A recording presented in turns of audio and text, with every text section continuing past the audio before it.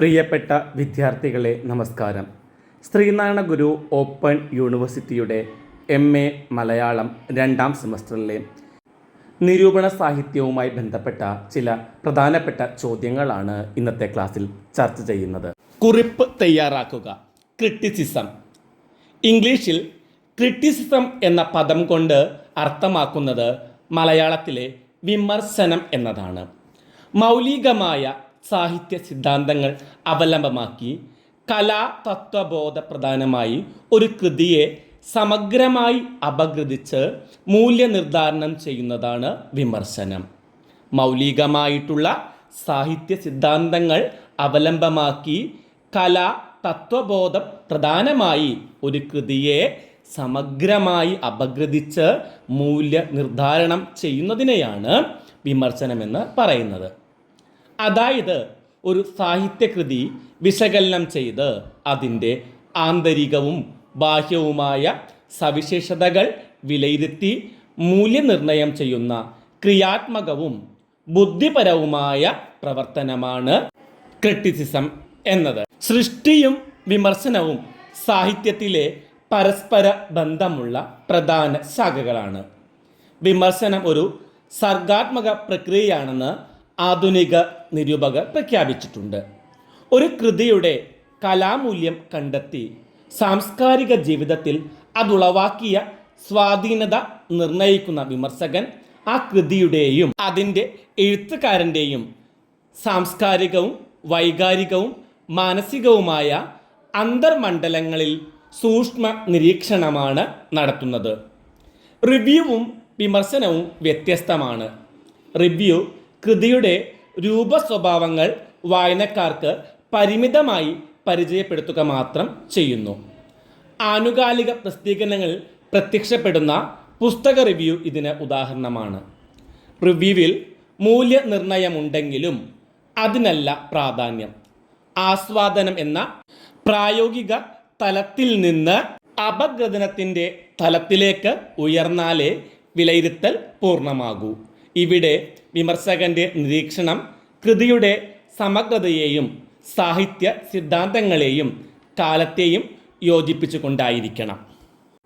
സാഹിത്യ വിമർശനത്തിൽ വിശദീകരണം, വ്യാഖ്യാനം, മൂല്യനിർദ്ധാരണം എന്നീ 3 ഘടകങ്ങൾ അന്തർഭവിച്ചിരിക്കുന്നു. പൗരസ്ത്യ ആചാര്യന്മാർ ഖണ്ഡനം, മണ്ഡനം, ഗുണദോഷ വിചിന്തനം എന്നിങ്ങനെ വിമർശനത്തെ 3ആയി തിരിച്ചിട്ടുണ്ട്. ഒരു കൃതിയെ സർവദാ അനുകൂലിച്ചു ചെയ്യുന്ന വിമർശനമാണ് മണ്ഡനം. ഒരു സാഹിത്യകൃതിയെ ഗുണവും ദോഷവും ഒരുപോലെ കണ്ടെത്തി കൃതിയെ വിലയിരുത്തുന്ന രീതിയാണ് ഗുണദോഷ വിമർശനം എന്നത്. പഴയ ആലങ്കാരികന്മാരുടെ സിദ്ധാന്തങ്ങൾ നിയാമക ഘടകങ്ങളാക്കി നടത്തുന്ന വിമർശനത്തിന് പറയുന്ന പേരാണ് ക്ലാസിക് വിമർശനം എന്നത്. 2ാമത്തെ ചോദ്യം, കുറിപ്പ് തയ്യാറാക്കുക. Hermann Gundert. മലയാള ഭാഷയ്ക്ക് ശ്രദ്ധേയമായ സംഭാവനകൾ നൽകിയ ജർമ്മൻ ഭാഷാ പണ്ഡിതനാണ് doctor Hermann Gundert. Basel mission പ്രവർത്തകനായ അദ്ദേഹം ക്രിസ്തുമത പ്രചാരകൻ എന്നതിലുപരി ഭാഷാ പണ്ഡിതൻ എന്ന നിലയിലാണ് പ്രശസ്തനായത്. മലയാള ഭാഷയ്ക്ക് ഒരു വ്യാകരണ ഗ്രന്ഥവും നിഘണ്ടുവും അദ്ദേഹം സംഭാവന ചെയ്തു. ബൈബിൾ മലയാളത്തിലേക്ക് പരിഭാഷപ്പെടുത്തി. വിദ്യാലയങ്ങളുടെ സ്ഥാപനത്തിലും അച്ചടിയുടെ ആവിർഭാവത്തിനും അദ്ദേഹം മുൻകൈയെടുത്ത് പ്രവർത്തിച്ചു. തലശ്ശേരിയിലും നെട്ടൂരിലും സ്കൂളുകളും നെട്ടൂരിൽ ഒരു കല്ലച്ചുകൂടവും സ്ഥാപിച്ചു. സ്കൂളുകളിൽ പഠിപ്പിക്കാനായി മലയാളം, കന്നഡ, ഇംഗ്ലീഷ് ഭാഷകളിൽ പുസ്തകം എഴുതി അച്ചടിച്ച് പ്രസിദ്ധീകരിച്ചു. മലയാളം ഇംഗ്ലീഷ് നിഘണ്ടു, മലയാള ഭാഷാ വ്യാകരണം, കേരളോൽപ്പത്തി, കേരള പഴമ, വജ്രസൂചി തുടങ്ങിയ നിരവധി കൃതികളുടെ കർത്താവാണ് ഗുണ്ടർട്ട്. ഗുണ്ടർട്ടിൻ്റെ രചനകളിൽ പ്രകടമാകുന്ന സാമൂഹിക ജീവിതം പക്ഷപാതപരമായ മതചിന്ത കലർന്നതാണ് എന്ന അഭിപ്രായമുണ്ട്. പഴഞ്ചൽ മാലയിലും നളചരിത സാരശോധനയിലും മറ്റും ഗുണ്ടർട്ട് ഹിന്ദുമതത്തെ ക്രിസ്തുമതവുമായി താരതമ്യപ്പെടുത്തുന്നുണ്ട്. വിദേശ ക്രിസ്ത്യൻ മിഷണറിമാരുടെ ഭാഷാ വികസന പ്രവർത്തനങ്ങളെ അംഗീകരിക്കുമ്പോഴും യഥാർത്ഥത്തിൽ മിഷണറിമാരുടെ പ്രഥമവും പ്രധാനവുമായ ലക്ഷ്യം മതപ്രചരണമായിരുന്നു എന്ന കാര്യം അവശേഷിക്കുന്നുണ്ട്. തദ്ദേശീയരുമായി ആശയവിനിമയം നടത്താൻ പ്രാദേശിക ഭാഷ പഠിക്കേണ്ടത് മിഷണറിമാർക്ക് അനിവാര്യമായി തീർന്നതാണ് നിഘണ്ടു നിർമ്മാണത്തിൻ്റെയും വ്യാകരണ ഗ്രന്ഥ രചനയുടെയും പിന്നിലുള്ള മുഖ്യ പ്രേരണ. അത് ഭാഷയ്ക്ക് മുതൽക്കൂട്ടായി എന്ന യാഥാർത്ഥ്യത്തെയും വിസ്മരിക്കാനാവില്ല. മൂന്നാമത്തെ ചോദ്യം നോക്കാം. പ്രോത്സാഹന നിരൂപണം പരിചയപ്പെടുത്തുക. കൃതികളുടെ ദോഷവശങ്ങളെക്കുറിച്ച് ചർച്ച ചെയ്യാതെ അതിൻ്റെ നല്ല വശങ്ങളെക്കുറിച്ച് മാത്രം ചർച്ച ചെയ്യുന്ന വിമർശന രീതിയാണ് പ്രോത്സാഹന നിരൂപണം. അതിൻ്റെ പ്രയോക്താക്കളിൽ പ്രമുഖൻ കേരള വർമ്മയാണ്. മലയാളത്തിൽ വേണ്ടത്ര പുസ്തകങ്ങൾ ഇല്ലാതിരുന്ന കാലത്ത് പുസ്തകരചനയെ പ്രോത്സാഹിപ്പിക്കുന്നതിന് വേണ്ടിയാണ് ഈ സമ്പ്രദായം നിലവിൽ വന്നതെന്ന് സുകുമാർ അഴീക്കോട് മലയാള സാഹിത്യ വിമർശനത്തിൽ പറയുന്നുണ്ട്. നിരൂപണത്തെ ധ്വംസകം, പോഷകം എന്നിങ്ങനെയും വിഭജിക്കുന്നുണ്ട്. ഈ വിഭജനം വടക്കംകൂറിൻ്റേതാണ്. അപ്പോൾ നല്ല വശങ്ങളെക്കുറിച്ച് മാത്രം ചർച്ച ചെയ്യുന്ന വിമർശന രീതിയെയാണ് പ്രോത്സാഹന നിരൂപണമെന്ന് പറയുന്നത്. ഒരു കലാവസ്തുവിൻ്റെ സ്വഭാവ വിവരണത്തെയാണ് വ്യാഖ്യാനം എന്ന് പറയുന്നത്. അനുവാചകന് കൃതിയെ വിശദീകരിച്ചുള്ള ഉൾക്കാഴ്ചക്ക് മികവും തെളിമയും ഉളവാക്കുകയും അയാളുടെ വായനയെ സംബന്ധിച്ച് വിചാരങ്ങൾക്ക് മൂർച്ചയും പൊലിമയും വരുത്തുകയാണ് വ്യാഖ്യാനത്തിൻ്റെ ഉദ്ദേശം. വ്യാഖ്യാനം സാഹിത്യകൃതിയുടെ സ്വഭാവത്തെ വായനക്കാരന് മനസ്സിലാക്കി കൊടുക്കുന്നു. ഒരു വ്യാഖ്യാനം സാഹിത്യകൃതിയുടെ സ്വഭാവത്തെ വായനക്കാരന് മനസ്സിലാക്കി കൊടുക്കുന്നു. എന്നാൽ തന്നെ വിമർശനത്തിൽ സവിശേഷമായ സ്ഥാനമാണ് വ്യാഖ്യാനത്തിലുള്ളത്. ഘടനാപരമായി കലാകൃതിയുടെ ഭാഗങ്ങൾക്ക് പരസ്പരമുള്ള സങ്കീർണ ബന്ധവും അവ കൃതിയോട് പുലർത്തുന്ന ബന്ധവും വ്യക്തമാക്കുന്നതാണ് വ്യാഖ്യാനം.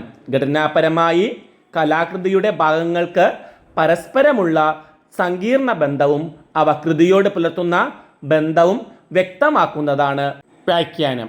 മലയാളത്തിലെ വ്യാഖ്യാന കൃതികളിൽ സവിശേഷമായ ഒന്നാണ് നളചരിതം ആട്ടക്കഥക്ക് AR രാജരാജവർമ്മ എഴുതിയ കാന്താര താരകം എന്ന വ്യാഖ്യാനം. ARൻ്റെ ഈ വ്യാഖ്യാനം അദ്ദേഹത്തിൻ്റെ വിമർശന ശൈലിയുടെ മറ്റൊരു മുഖമായിരുന്നു. കഥാസംഗ്രഹം, ഇതിവൃത്തം, കാലദേശങ്ങൾ, പാത്രനിരൂപണം, സാഹിത്യം, കവിയും ജീവചരിത്രവും, വാക്യരീതി, സംഗീതം തുടങ്ങി നളചരിതത്തിൻ്റെ സാംസ്കാരികവും സാഹിത്യവുമായ പ്രത്യേകതകൾ ഇതിൽ അപഗ്രഥിച്ചിട്ടുണ്ട്. മേഘദൂത്, സ്വപ്നവാസവദത്തം, മാളവികാഗ്നിമിത്രം തുടങ്ങിയ കൃതികൾക്ക് AR എഴുതിയ മുഖവുരകളും വിശദീകരണങ്ങളും സവിശേഷമാണ്. കല കലയ്ക്കു വേണ്ടി, കല ജീവിതത്തിനു വേണ്ടി എന്നീ വാദങ്ങൾ പരിചയപ്പെടുത്തുക. കലയുടെ ലക്ഷ്യമെന്ത് എന്ന ചിന്തയിൽ നിന്നാണ് എല്ലാ സാഹിത്യ പ്രസ്ഥാനങ്ങളുടെയും ഉത്ഭവം. സൗന്ദര്യ ശാസ്ത്രജ്ഞനായ ബോംഗാർട്ടൻ്റെ അഭിപ്രായത്തിൽ കലയുടെ ലക്ഷ്യം സൗന്ദര്യമാണ്. ഇന്ദ്രിയങ്ങൾക്ക് ആനന്ദം പകരുകയാണ് കലാസൃഷ്ടിയുടെ ഉദ്ദേശം. ഇന്ദ്രിയങ്ങൾക്ക് ആനന്ദം പകരുക എന്നതാണ് ഒരു കലാസൃഷ്ടിയുടെ ഉദ്ദേശം. ആ ചിന്തയാണ് പിൽക്കാലത്ത് കല കലയ്ക്കു വേണ്ടി എന്ന സിദ്ധാന്തമായി മാറിയത്. എന്നാൽ ബോംഗാർട്ടൻ്റെ സമകാലികനും കലാസിദ്ധാന്ത വിശാരദനുമായ സൽസറിൻ്റെ വീക്ഷണത്തിൽ സൗന്ദര്യത്തിൻ്റെ അടിസ്ഥാനം നന്മയാണ്. സൗന്ദര്യത്തിൻ്റെ അടിസ്ഥാനം നന്മയാണ്. മനോവികാരങ്ങളെ നന്മയിലേക്കും ഉണ്മയിലേക്കും എത്തിക്കുന്ന പാതയാണ് ഉത്തമകല. ഉത്തമകല എന്നത് മനോവികാരങ്ങളെ നന്മയിലേക്കും ഉണ്മയിലേക്കും എത്തിക്കുന്ന പാതയാണ്.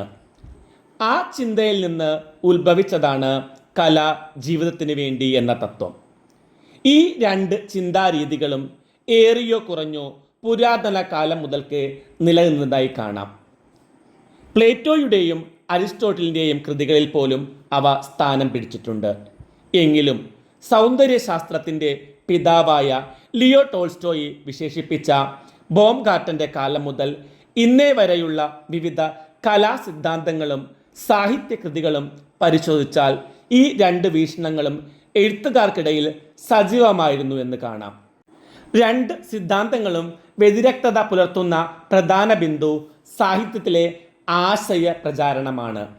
സാഹിത്യത്തിൽ ആശയ പ്രചാരണം പാടില്ലെന്നും ആവാമെന്നും രണ്ട് വീക്ഷണങ്ങൾ നിലനിൽക്കുന്നുണ്ട്. മാതൃകാ സമൂഹത്തിൻ്റെ സൃഷ്ടിപ്പ് സ്വപ്നം കാണുന്ന ആർക്കും ഈ രണ്ട് വാദങ്ങളിലെയും അടിസ്ഥാന തത്വത്തെ അവഗണിക്കാനാവില്ല. കല ജീവിതം തന്നെ എന്നതായിരുന്നു മാരാരുടെ വാദം.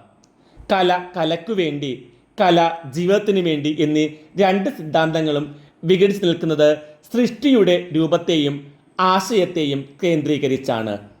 ഇവ രണ്ടുമാണ് കൃതിയുടെ മഹത്വത്തിനും വിജയത്തിനും നിമിത്തമാകുന്നത്. ഏതെങ്കിലും ഒന്നിൻ്റെ അഭംഗി കൃതിയുടെ ഔചിത്യം നഷ്ടപ്പെടുത്തുന്നു. ഏത് കലാസൃഷ്ടിയിലും കലാകാരൻ്റെ ഹൃദയം പ്രതിബിംബിക്കും. ഏത് കലാസൃഷ്ടിയിലും ഒരു കലാകാരൻ്റെ ഹൃദയമാണ് കാണാൻ കഴിയുന്നത്. അതാണ് കൃതിയുടെ സംസ്കാരത്തിനും മൂല്യത്തിനും നിദാനം. ലോകത്തെ എല്ലാ ഭാഷകളിലും സാഹിത്യ കൃതികളിലൂടെയുള്ള ആശയപ്രചാരണം ശക്തമാണ്. ലോകത്തിലെ എല്ലാ ഭാഷകളിലും സാഹിത്യ കൃതികളിലൂടെ ആശയപ്രചരണം നടക്കുന്നുണ്ട്. എഴുത്തുകാരൻ്റെ ആശയലോകം തന്നെയായിരിക്കും കൃതിയിലും പ്രതിബിംബിക്കുക. സമൂഹത്തിൽ നിന്ന് നന്മയും സമത്വവും പ്രതീക്ഷിക്കുന്ന എഴുത്തുകാർ കലയുടെ മുദ്രകൾ സൂക്ഷ്മമായി ആവിഷ്കരിക്കുന്നതോടൊപ്പം ആത്മസംസ്കരണത്തിന് നിദാനമാകുന്ന മാനുഷിക മൂല്യങ്ങളും സന്നിവേശിപ്പിക്കുന്നത് കാണാം. ഈ ക്ലാസ് നമുക്ക് ഇവിടെ അവസാനിപ്പിക്കാം. മറ്റൊരു ക്ലാസ്സുമായി കാണും വരെ എല്ലാവർക്കും നന്ദി, നമസ്കാരം. ക്ലാസ് ഇഷ്ടപ്പെട്ടെങ്കിൽ ലൈക്കും ഷെയറും കമൻറ്റും എല്ലാം ചെയ്യുമല്ലോ.